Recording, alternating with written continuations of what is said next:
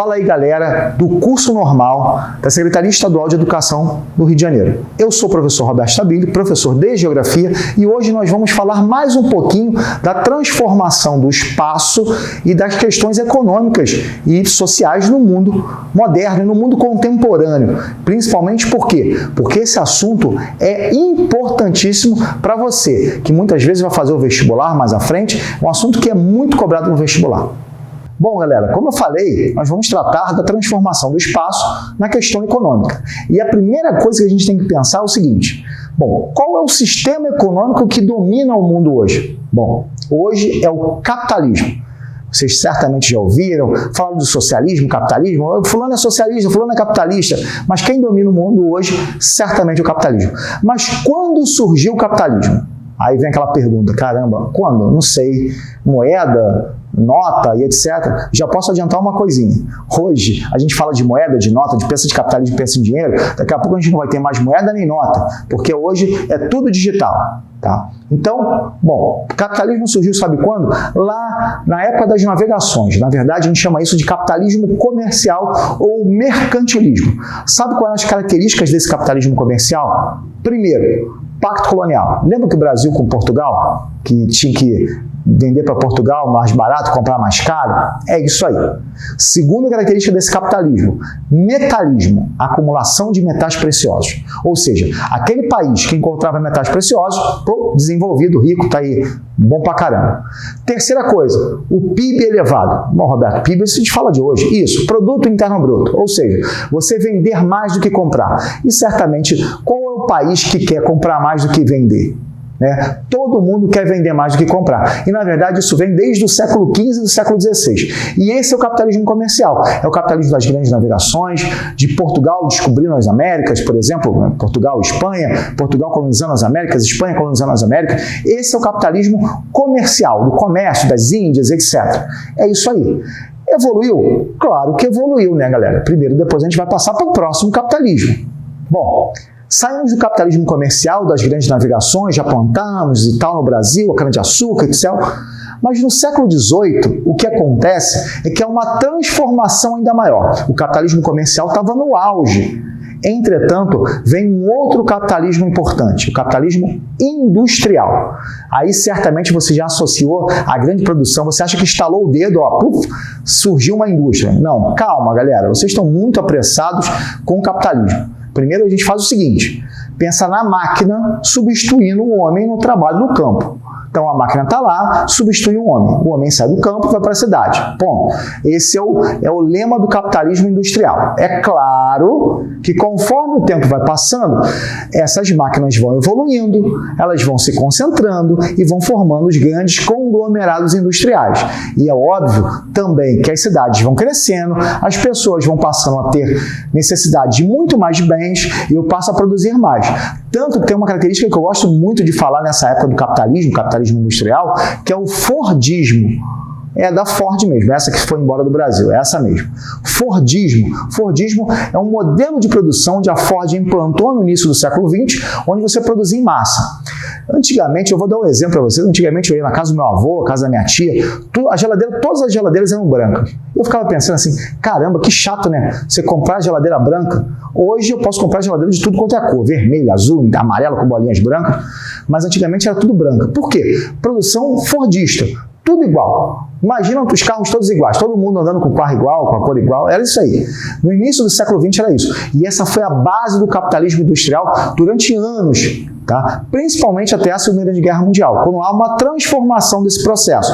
Mas antes, é claro, o capitalismo trouxe o quê? Produção em massa. A população aumentava e cria bens. Por isso, o capitalismo industrial. Bom, paralelo a esse capitalismo industrial, tipo o seguinte, ó, entra um, sai outro. Sabe aquela substituição que tem, o cara quer entrar e o outro não quer sair? É mais ou menos dessa forma. O capitalismo financeiro começa também no século XX. O capitalismo financeiro foi muito ligado a esses conglomerados industriais e questões financeiras. Adivinha o que tem como característica fundamental desse capitalismo financeiro? Bolsa de valores.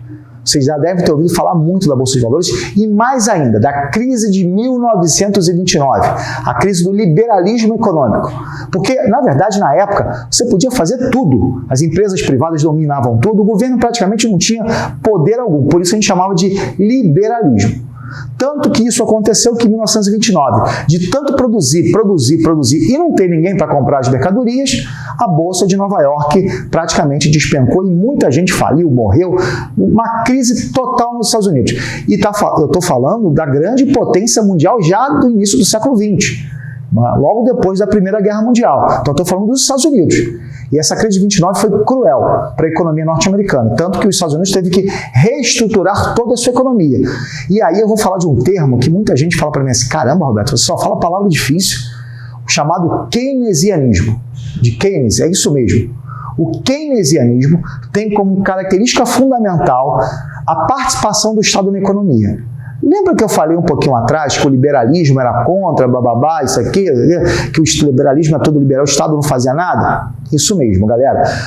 Agora, o keynesianismo, ele tira o liberalismo e vem com o Estado dominando a economia, ou seja, maior participação do Estado na economia. Ou seja, lembra do Brasil? Vou dar um exemplo do Brasil, porque em 1930, tudo no Brasil era Estado. Tudo, tá? Eu vou até fazer uma brincadeira. A gente lá em casa tinha um telefone fixo. Foi herança para o meu pai. E os vizinhos vinham pedir para telefonar, deixar recado. Aí vocês devem estar rindo, né, agora, porque todo mundo tem celular. Mas na época as pessoas não tinham telefone fixo. E para instalar um telefone fixo na sua casa demorava 25 anos. Só isso. Ainda bem que dá tempo, né? De instalar. 25 anos. Isso é o poder do Estado. E aí, logo depois da crise de 29, veio o keynesianismo, que é uma característica desse também, vamos falar, capitalismo financeiro desse início do século XX. Bom, logo depois da guerra, tanto o fordismo como essa ideia do capitalismo financeiro foi ficando por baixo. Na verdade, foi perdendo força. O Estado não podia controlar tudo, não podia ser dono de tudo. Então, já começa a ter novas ideias tecnológicas e vem o que a gente chama de neoliberalismo. Até hoje se fala sobre isso, tá? Você deve ter ouvido falar muito sobre isso, principalmente na política brasileira atual. O neoliberalismo, mas vem o capitalismo informacional. Que capitalismo informacional é esse? É um capitalismo da informação, da tecnologia, é técnico, científico e informacional. Hoje, você está vendo essa aula, sabe por quê? Por causa do capitalismo informacional. Na verdade, você está vendo essa aula porque nós conseguimos evoluir tecnologicamente, tanto nas informações quanto na rede de transporte. Informação nem se fala. Eu duvido alguém ficar 2 dias sem internet. Tem gente se estribuchando no chão por causa disso. Fiquei 2 dias sem internet, meu Deus, eu vou morrer. Não pode, né? Não existe isso.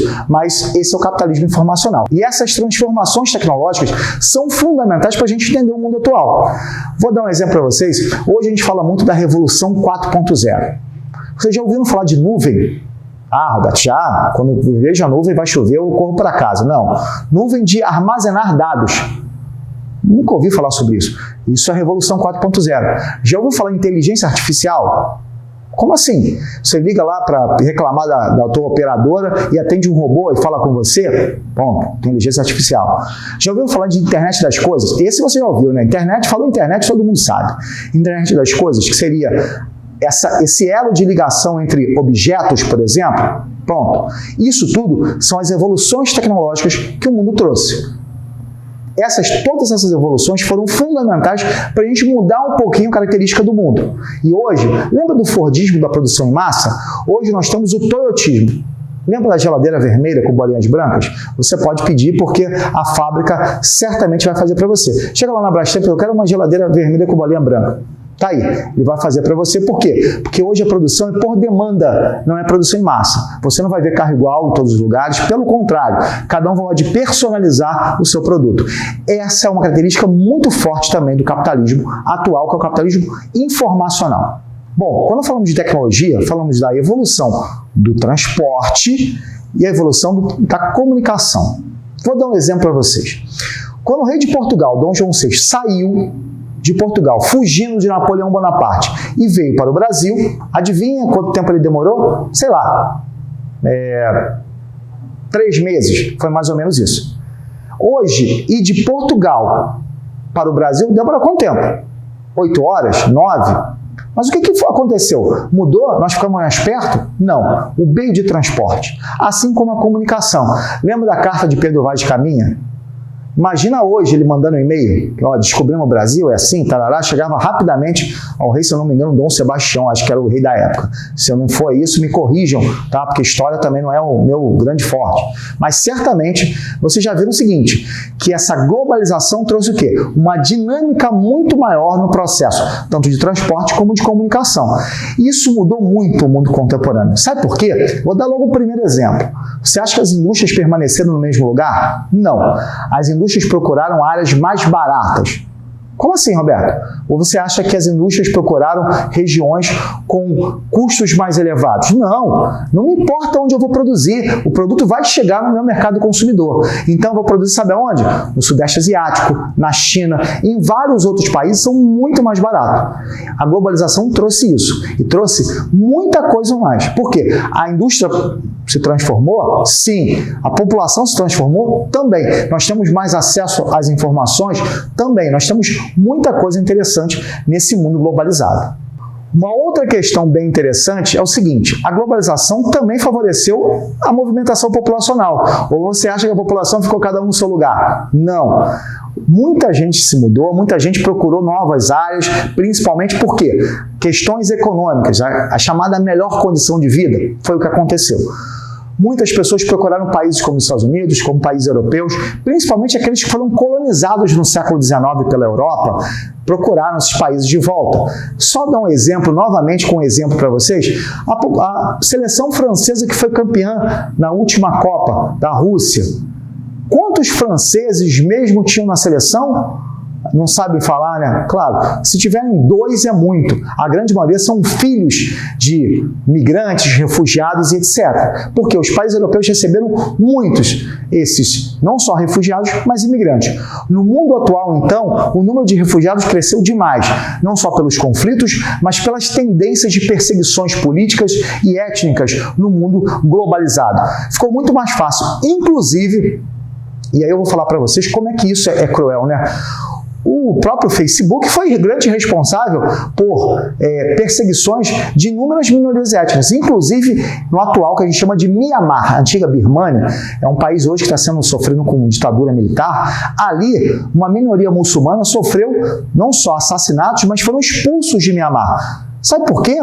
Por causa de questões étnicas devido ao incentivo do discurso de ódio do Facebook. Engraçado isso, né? Isso é rede social. Bom, junto com o fluxo populacional, o que mais realmente se movimentou nos últimos anos foram fluxos de informações, isso certamente.